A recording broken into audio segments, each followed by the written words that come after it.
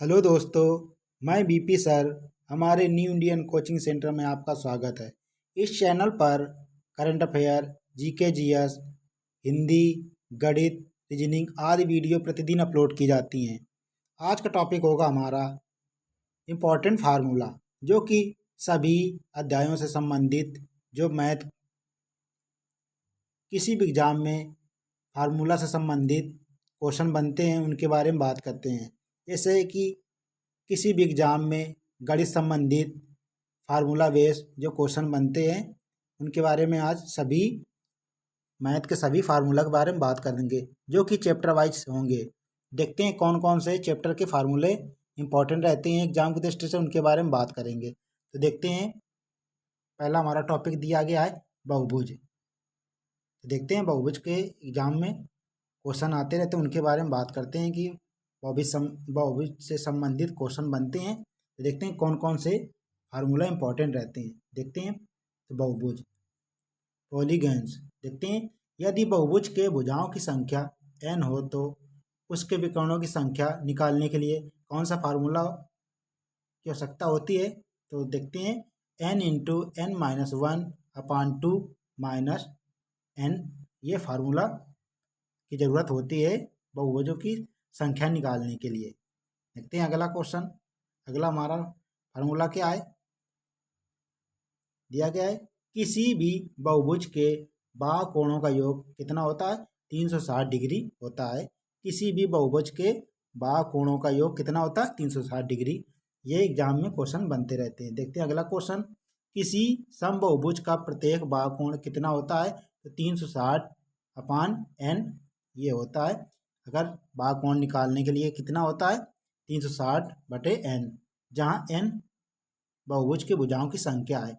अगर हम बहुभुज के भुजाओं की संख्या दिया गया हो और हम इससे डिवाइड कर देंगे तो हम बाह्य कोण का मान पता चल जाएगा।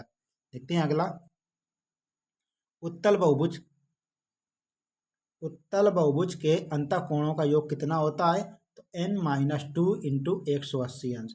ये फार्मूला होता है उत्तल बहुभुज के अंतःकोणों का योग निकालने के लिए। देखते हैं, समबाहुभुज के प्रत्येक अंतःकोण की माप ज्ञात करना हो तो n into n minus two into 180 अपान n, ये फार्मूला होता है प्रत्येक समबाहुभुज के अंतःकोण की माप निकालने के लिए। तो क्या कौन सा फार्मूला होता है, n माइनस टू इंटू 180 बटे n।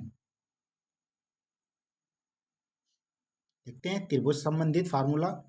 तो त्रिभुज ट्रिंगल संबंधी देखते हैं, त्रिभुज का क्षेत्रफल पूछा जाता है। त्रिभुज का क्षेत्रफल फार्मूला दे देगा, सवाल में पूछा जाता है। ये फार्मूला हमें किसी भी एग्जाम की दृष्टि से इम्पोर्टेंट है। किसी भी एग्जाम में अगर गणित से संबंधित क्वेश्चन हल करना है तो फार्मूले की ज़रूरत होती है। उससे देखते हैं, इस टॉपिक में फार्मूला सभी गणित के चैप्टर संबंधित फार्मूला दिए गए हैं, उनके बारे में बात कर रहे हैं। तो देखते हैं, त्रिभुज का क्षेत्रफल क्या होता है, 1/2 आधार गुणे ऊंचाई। क्या होता है, 1/2 आधार गुणे ऊंचाई त्रिभुज का क्षेत्रफल होता है। एक ये हमारा त्रिभुज का क्षेत्रफल होता है। जब साइड दिया गया हो तो त्रिभुज का क्षेत्रफल निकालने के लिए, साइड निकालने के लिए इसके बारे में देखते हैं कौन कौन सी जरूरत पड़ती है। एक त्रिभुज का क्षेत्रफल होता है S minus A, S minus B, S minus C. Under root के अंदर क्या होता है, S minus A, S minus B, S minus C. जहाँ त्रिभुज की भुजाएं क्या क्या होती हैं, A plus B plus C upon two. अगर त्रिभुज की साइड निकालना है तो तीनों भुजाओं का योग में 2 का भाग दे देंगे तो क्या हमारी निकाल त्रिभुज की भुजा, मतलब त्रिभुज की एक भुजा निकल आएगी साइड। देखते हैं अगला, त्रिभुज का परिमाप क्या होता है, तो तीनों भुजाओं का योग क्या होता है, त्रिभुज का परिमाप। देखते हैं, समबाहु त्रिभुज का क्षेत्रफल वेरी वेरी इंपॉर्टेंट है। समबाहु त्रिभुज का क्षेत्रफल, ये आरआरबी ग्रुप डी एग्जाम में क्वेश्चन इस फार्मूला बेस पर बनते रहते हैं। तो क्या होता है, समबाहु त्रिभुज का क्षेत्रफल √3/4 इंटू भुजा स्क्वायर। √3/4 इंटू भुजा स्क्वायर, ये क्या होता है, समबाहु त्रिभुज का क्षेत्रफल, जहाँ भुजा क्या होती है, ए भुजा होती है। वेरी वेरी इंपॉर्टेंट है सभी फार्मूला, जो कि एग्जाम की दृष्टि से महत्वपूर्ण साबित होंगे। देखते हैं, समबाहु त्रिभुज की ऊंचाई या माध्यिका निकालने के लिए कौन सा फार्मूला होता है, √3/4 इंटू भुजा, √3/4 इंटू भुजा, ये होता है समबाहु त्रिभुज की ऊंचाई या माध्यिका निकालने के लिए। देखते हैं अगला, देखते हैं यदि एक समबाहु त्रिभुज के बाह्य वृत्त तथा अंतर्वृत्त की त्रिज्याएं क्रमशः कैपिटल आर और स्मॉल आर हों, तब कैपिटल आर बराबर a/√3 होता है, ये फार्मूला होता है, और स्मॉल आर बराबर a/2√3 होता है। ये सभी इंपॉर्टेंट है फार्मूला किसी भी एग्जाम की दृष्टि से। देखते हैं कैपिटल आर बराबर क्या होता है 2r। देखते हैं समबाहु त्रिभुज का परिमाप, तो 3 गुणे भुजा होता है समबाहु त्रिभुज का परिमाप। देखते हैं अगला, समद्विबाहु त्रिभुज का क्षेत्रफल देखते हैं कौन सा होता है, तो b/2 into √4a² minus b², ये होता है। समद्विबाहु त्रिभुज की ऊंचाई हाइट निकालने के लिए 1/2 इंटू √4a² माइनस b² होता है। देखते हैं समलंब चतुर्भुज के बारे में बात करते हैं, तो समलंब चतुर्भुज संबंधित क्वेश्चन बनते हैं, तो उनके बारे में इस फार्मूला को जरूर याद रखना। देखते हैं कौन सा फार्मूला है समलंब चतुर्भुज का, 1/2 समांतर भुजाओं का योग इंटू समांतर भुजाओं की दूरी। जैसे देखते हैं 1/2 इंटू समांतर भुजाओं का योग क्या हो जाएगा a+b, और समांतर भुजाओं की दूरी h हो जाएगी। देखते हैं अगला, समलंब चतुर्भुज का क्षेत्रफल 1/2 p1 प्लस p2, जहाँ p1 p2 क्या है विकर्ण है, ये समलंब संबंधित महत्वपूर्ण जानकारी। देखते हैं समांतर चतुर्भुज का क्या होता है फार्मूला, समांतर चतुर्भुज बराबर आधार गुणे ऊंचाई, ये इसका फार्मूला होता है। समांतर चतुर्भुज का परिमाप क्या होता है, तो 2 कोष्ठ लंबाई प्लस चौड़ाई होता है। देखते हैं अगला, समचतुर्भुज का क्षेत्रफल। समचतुर्भुज का क्षेत्रफल क्या होता है, आधार गुणे ऊंचाई समचतुर्भुज का क्षेत्रफल होता है। ये किसी भी एग्जाम की दृष्टि से वेरी इंपॉर्टेंट है, ये सभी फार्मूला आरआरबी के लिए तो वेरी इंपॉर्टेंट है। तो समचतुर्भुज का परिमाप देखते हैं कितना होता है, तो 4 गुणे भुजा होता है इसका परिमाप। देखते हैं समचतुर्भुज का क्षेत्रफल, और देखते हैं 1/2 d1 into d2, d1 d2 क्या है, ये विकर्ण है d1 d2। देखते हैं अगला, आयत का क्षेत्रफल। इसमें आयत का क्षेत्रफल वेरी इंपॉर्टेंट, आयत का क्षेत्रफल लंबाई गुणे चौड़ाई, लंबाई को l से व्यक्त करते हैं, चौड़ाई को b से, तो क्या हो जाएगा l गुणे b। देखते हैं आयत का परिमाप 2 कोष्ठ लंबाई प्लस चौड़ाई, तो 2 कोष्ठ l प्लस b हो जाएगा। देखते हैं आयत का विकर्ण अंडर रूट लंबाई का स्क्वायर प्लस चौड़ाई का square, under root l² plus b², ये आयत के सभी इंपॉर्टेंट फार्मूला है। देखते हैं अगर किसी भी रास्ते का क्षेत्रफल निकालना हो, तो बड़े वाले आयत में छोटा वाला आयत घटा देते, क्षेत्रफल घटा देंगे, L1 इंटू लंबाई गुणे चौड़ाई माइनस लंबाई गुणे चौड़ाई, मतलब पहली लंबाई और दूसरी लंबाई, इसकी दूसरी लंबाई और दूसरी चौड़ाई, ये दोनों आपस में घटा देंगे, तो क्या आ जाएगा हमारा रास्ते का क्षेत्रफल। देखते हैं वर्ग का क्षेत्रफल कितना होता है, तो भुजा स्क्वायर वर्ग का क्षेत्रफल होता है। देखते हैं वर्ग का परिमाप 4 गुणे भुजा होता है, वर्ग का परिमाप वेरी इंपॉर्टेंट है सभी एग्जाम की दृष्टि से फार्मूला। देखते हैं वर्ग का विकर्ण क्या होता है, भुजा √2 होता है। वर्ग का क्षेत्रफल एक और कौन सा होता है, तो 1/2 विकर्ण का स्क्वायर होता है। ये भी एग्जाम में क्वेश्चन इससे भी बनते रहते हैं एग्जाम में। देखते हैं अगला क्वेश्चन, क्या अगला फार्मूला क्या है, अगला फार्मूला है वृत्त का क्षेत्रफल। वृत्त का क्षेत्रफल क्या होता है πr²। वृत्त की परिधि 2πr होता है, वृत्त की परिधि। वृत्त संबंधित एग्जाम में क्वेश्चन बनते रहते हैं। देखते हैं वृत्त संबंधित क्वेश्चन, फार्मूले कौन सा है, वृत्त का व्यास d बराबर क्या होता है 2r, त्रिज्या का दुगुना क्या होता है व्यास, व्यास की आधी क्या होती त्रिज्या। देखते हैं त्रिज्या, वृत्त की त्रिज्या क्या होती r बराबर d/2, मतलब व्यास की आधी होती है क्या त्रिज्या। देखते हैं अर्धवृत्त का व्यास क्षेत्रफल क्या होता है, अर्धवृत्त का क्षेत्रफल 1/2 πr², 1/2 πr² क्या होता है अर्धवृत्त का क्षेत्रफल। देखते हैं अर्धवृत्त की परिधि, तो πr d होता है अर्धवृत्त की परिधि। देखते हैं छायांकित भाग, किसी भी छायांकित भाग निकालना हो वृत्त का तो क्या लगाएंगे फार्मूला, पाई कोष्ठ के अंदर R square capital small R square, तो pi R square minus small R square. देखते हैं घनाभ, घनाभ से संबंधित क्वेश्चन एग्जाम में बनते रहते हैं, उनसे संबंधित फार्मूला देखते हैं। तो घनाभ का आयतन क्या होता है, लंबाई गुणे चौड़ाई गुणे ऊंचाई। घनाभ का संपूर्ण पृष्ठ दो कोष्ठ लंबाई प्लस चौड़ाई, लंबाई गुणे चौड़ाई प्लस चौड़ाई गुणे ऊंचाई प्लस ऊंचाई गुणे लंबाई, तो इसका क्या हो जाएगा 2LB plus BH plus HL। घनाभ का विकर्ण देखते हैं तो अंडर रूट लंबाई स्क्वायर प्लस चौड़ाई स्क्वायर प्लस ऊंचाई स्क्वायर होता है। देखते हैं घन का आयतन क्या होता है A क्यूब, घन का संपूर्ण पृष्ठ 6A स्क्वायर होता है। घन का विकर्ण क्या होता है A√3 होता है घन का विकर्ण। ये सभी फॉर्मूले वेरी वेरी इंपॉर्टेंट है। देखते हैं बेलन संबंधित क्वेश्चन बनते रहते हैं तो उनसे संबंधित देखते हैं फार्मूला। तो बेलन का आयतन क्या होता है पाई आर स्क्वायर एच। बेलन का बक पृष्ठ 2 पाई आर एच होता है बेलन का बक पृष्ठ।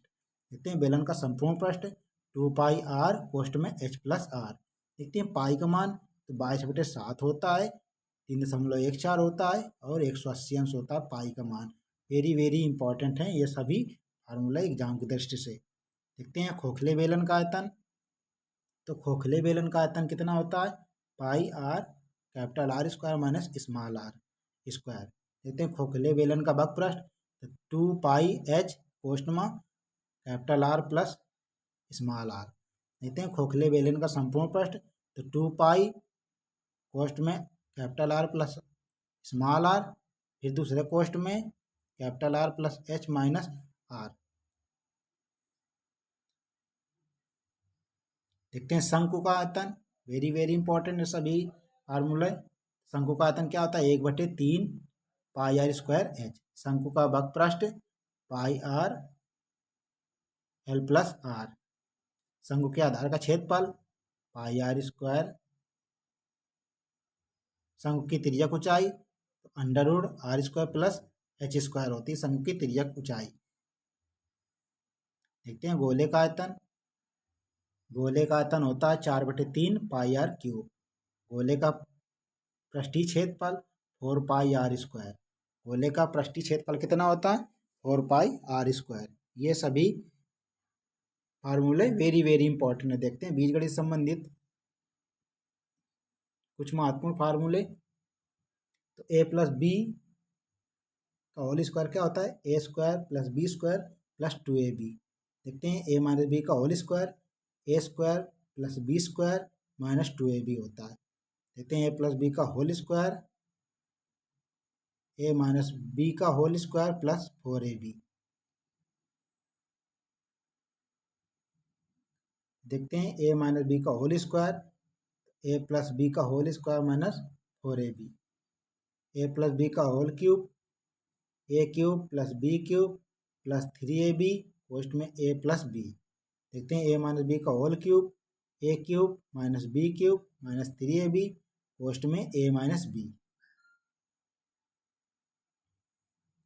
देखते हैं कोष्ठ अगला फार्मूला क्या है A square minus B square, तो एक कोष्ठ में a प्लस बी हो जाएगा, एक कोष्ठ में a माइनस बी हो जाएगा। a cube minus B cube, तो एक कोष्ठ में a minus B A square plus B square plus A B. A cube plus B cube क्या हो जाएगा एक कोष्ठ में a plus B A square plus B square minus A B. ये फार्मूला वेरी वेरी इंपॉर्टेंट है किसी भी एग्जाम की दृष्टि से। देखते हैं अगले, लगातार n तक प्राकृतिक संख्याओं का योग निकालना हो तो n into N plus 1/2 formula से लगातार n संख्याओं का योगफल निकाल सकते हैं, जहाँ n क्या है अंतिम संख्या। देखते हैं प्रथम सम संख्याओं का योग निकालना हो तो क्या होता है n into N plus 1 formula से प्रथम n सम संख्याओं का योगफल निकाल सकते हैं। देखते हैं अगला, प्रथम n विषम संख्याओं का योगफल निकालना हो तो n स्क्वायर होता है।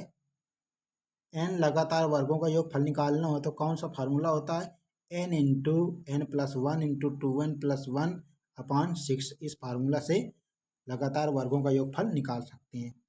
देखते हैं अगला, लगातार n तक घनों का योगफल n इंटू n+1/2 का होल स्क्वायर। इस फार्मूला से लगातार घनों का योगफल निकाल सकते हैं। देखते हैं संख्याओं का योगफल बराबर क्या होता है, कुल संख्या गुणे औसत होता है। ये फार्मूला है संख्याओं का योगफल निकालने के लिए।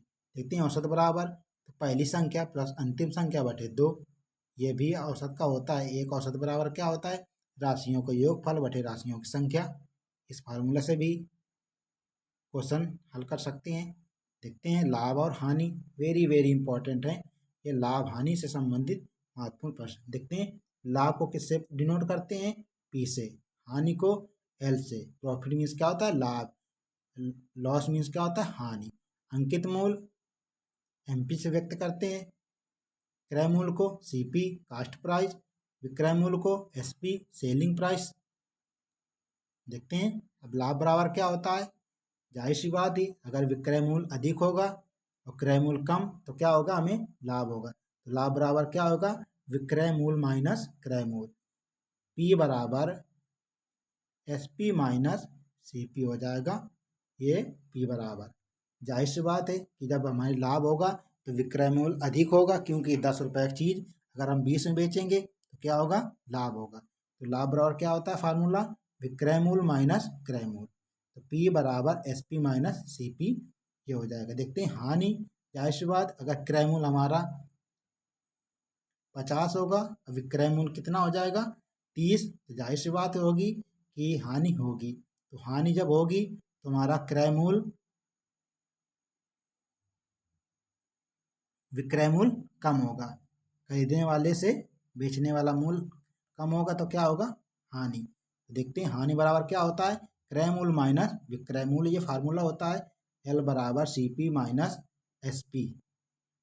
ये सभी फार्मूला वेरी वेरी इंपॉर्टेंट है एग्जाम की दृष्टि से। देखते हैं प्रतिशत लाभ क्या होगा, तो लाभ बटे क्रय मूल्य इंटू 100, मतलब P/CP इंटू 100 ये होता है प्रतिशत लाभ का फार्मूला। देखते हैं अगला,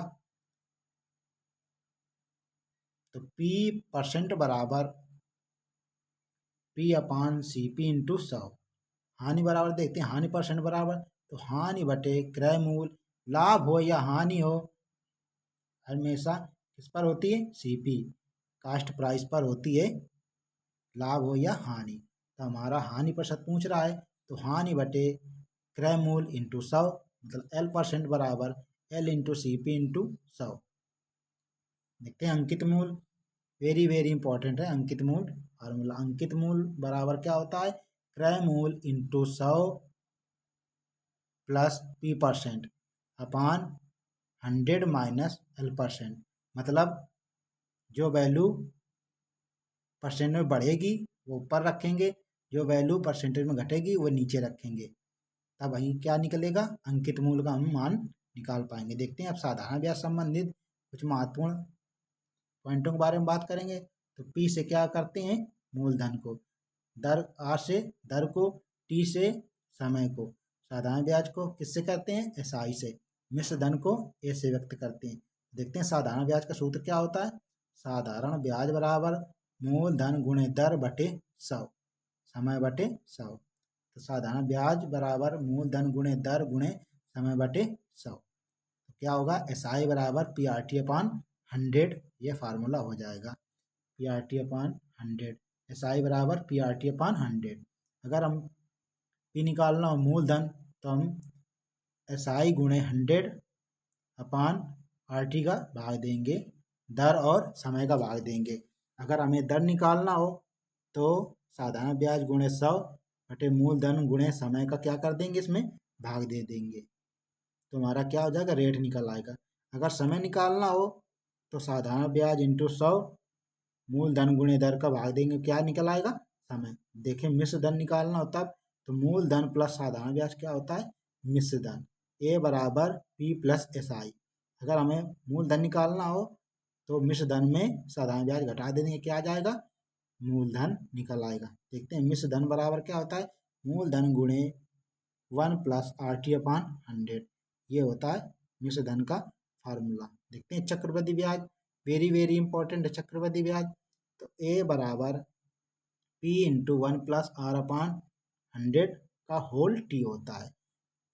चक्रवृद्धि ब्याज A माइनस अमाउंट माइनस मूलधन में हटा देंगे, क्या आ जाएगा, चक्रवृद्धि ब्याज निकल आएगी। देखते हैं नोट, अगर 2 वर्षों के लिए निकालना हो अंतर, इसका 2 वर्ष का CI और SI का अंतर निकालना हो तो PR²/100 का स्क्वायर होता है। ये फार्मूला वेरी वेरी इंपॉर्टेंट है। इस फार्मूले से एग्जाम में 1 या 2 क्वेश्चन बनते रहते हैं किसी भी एग्जाम में। तो कौन सा फार्मूला होता है, तो PR²/100 का स्क्वायर। अगर 3 वर्ष का साधारण ब्याज और चक्रवृद्धि ब्याज का अंतर दिया हो तो PR² पोस्ट में 300 + R/100 का क्यूब होता है। ये फार्मूला वेरी वेरी इंपॉर्टेंट है किसी भी एग्जाम की दृष्टि से, चक्रवृद्धि ब्याज और साधारण ब्याज का अंतर निकालना हो जाए। देखते हैं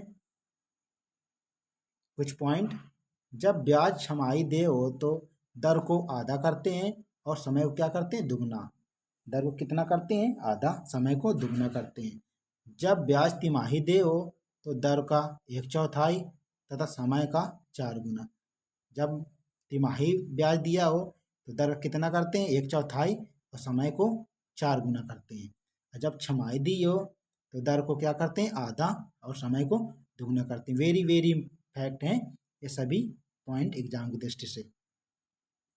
देखते हैं MDH का फार्मूला होता है, कोई मैन दे देगा, दिन दे देगा और घंटा पूछेंगे, इसी तरह वैल्यू पूछी जाती है। तो देखते हैं M × D ×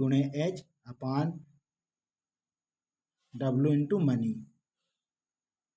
MDH ये फार्मूला होता है। MDH बराबर MDH, किसी तीनों की ये वैल्यू दे देगा, इसमें 2 की वैल्यू देगा और 1 की वैल्यू पूछेगा। इस तरह के ये फार्मूला एग्जाम में बनते रहते हैं। इससे इस फार्मूला संबंधित क्वेश्चन एग्जाम में बनते रहते हैं। देखते हैं चाल दूरी का, चाल किससे डिनोट करते हैं, S से, दूरी को D से, समय को T से। तो चाल बराबर क्या होता है, दूरी बटे समय, S बराबर D/T। देखते हैं दूरी बराबर क्या होता है, चाल गुणे समय, S इंटू T। समय बराबर दूरी बटे चाल, T बराबर D/S। देखते हैं औसत चाल का फार्मूला क्या होता है, वेरी वेरी इंपॉर्टेंट है। इस फार्मूले से एग्जाम में क्वेश्चन बनते रहते हैं। 2x/2xy/x+y, ये फार्मूला है औसत चाल बराबर। तो 2xy/x+y। देखते हैं जब किलोमीटर प्रति घंटा को मीटर प्रति सेकंड बनाने के लिए कितना करते हैं, तो 5/18 गुणा करते हैं। और मीटर प्रति सेकंड को किलोमीटर बनाने के लिए 18/5 का गुणा करते हैं। तो एग्जाम में क्वेश्चन इस तरह से भी बनते रहते हैं कि अगर किलोमीटर प्रति घंटा को मीटर प्रति सेकंड बनाना है, क्या करेंगे, 5/18 का गुणा कर देंगे। अगर मीटर प्रति सेकंड को किलोमीटर प्रति घंटा बनाना है तो 18 बटे कितने कर देंगे, 5 का गुणा कर देंगे। देखते हैं अगले रेल संबंधित महत्वपूर्ण सूत्र। देखते हैं अगर टाइम निकालना हो तो प्लेटफॉर्म की दूरी और रेलगाड़ी की दूरी जोड़ देंगे और चाल का भाग दे देंगे, क्या निकल आएगा, समय इसका निकल आएगा। अगर एक ही दिशा में दोनों ट्रेनें जा रही हों तो इनके आपस में चालें जुड़ जाएंगी और दूरी भी इनकी जुड़ जाती हैं। लंबाई प्लेटफॉर्म की जुड़ जाएगी और दोनों की चालें जुड़ जाएंगी। अगर विपरीत दिशा में जा रही है